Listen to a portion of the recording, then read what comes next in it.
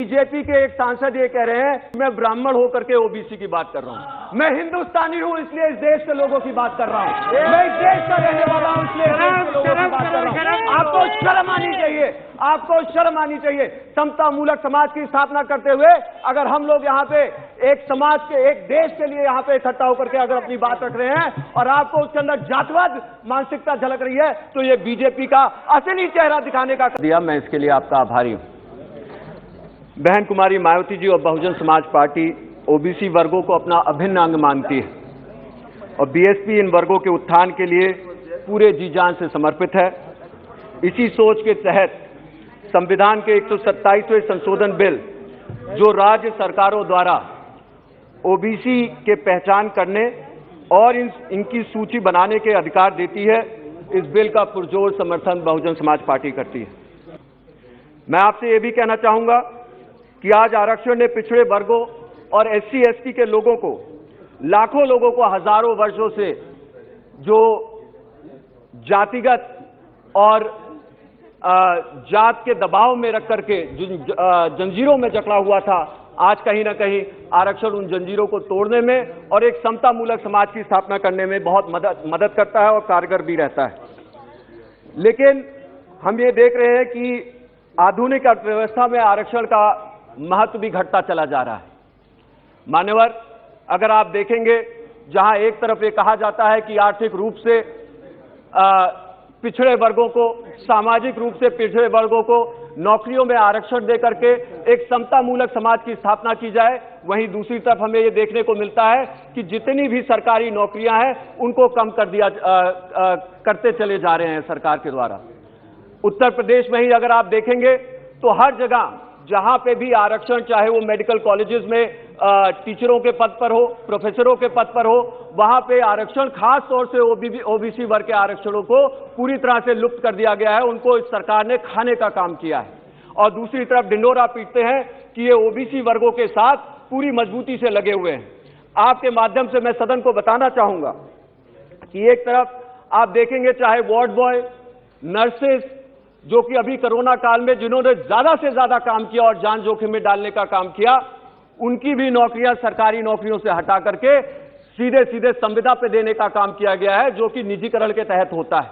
इसमें कौन सा ओबीसी आरक्षण लागू होगा, मैं आपके माध्यम से सरकार से पूछना चाहता हूं।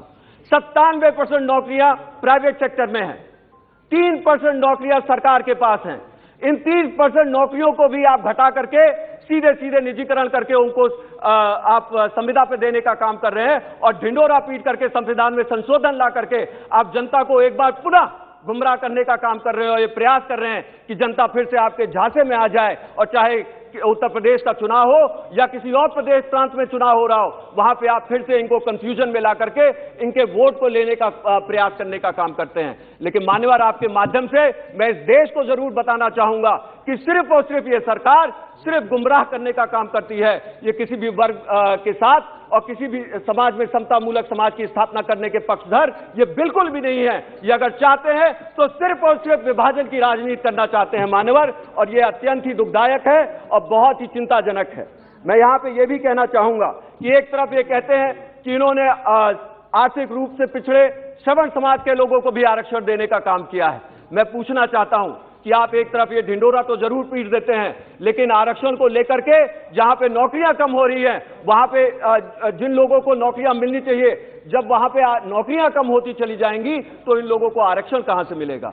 सिर्फ ये एक दिखावा होता है, एक छलावा होता है, ताकि कहीं ना कहीं लोगों के सामने एक झुंझुना बजा करके उनका वोट लेने का काम किया जाए। मैं यहां पे ये भी कहना चाहूंगा कि इसी के साथ साथ अरे सुनिए, बैठे मान्यवर, अगर ये जातवादी राजनीति से पीड़ित नहीं है तो ये क्या है। आज इनको सबसे ज्यादा दुख इस विषय पर हो रहा है कि यहाँ पे बहुजन समाज पार्टी अपना पक्ष रख रही है। दूसरा, मैं ये भी पूछना चाहता हूँ कि अगर ये विभाजनकारी और जातवादी राजनीति नहीं है तो इसके साथ साथ बीएसपी और बहन कुमारी मायावती जी, आप सुनिए ये क्या कह रहे हैं। मैं यहाँ पे इस चीज को इधर बोलो। बीजेपी के एक सांसद ये कह रहे हैं कि मैं ब्राह्मण होकर के ओबीसी की बात कर रहा हूँ। मैं हिंदुस्तानी हूँ इसलिए इस देश के लोगों की बात कर रहा हूँ। मैं इस देश का रहने वाला शर्म आनी चाहिए, आपको शर्म आनी चाहिए। समता मूलक समाज की स्थापना करते हुए अगर हम लोग यहाँ पे एक समाज के, एक देश के लिए यहाँ पे इकट्ठा होकर के अगर अपनी बात रख रहे हैं और आपको उसके अंदर जातवाद मानसिकता झलक रही है, तो ये बीजेपी का असली चेहरा दिखाने का काम कर रही है। मैं आपके माध्यम से बताऊंगा, एक विभाजनकारी मानसिकता के तहत आज इनका पर्दाफाश होने का काम हो रहा है। मान्यवर, मैं यहाँ पे ये भी कहना चाहूंगा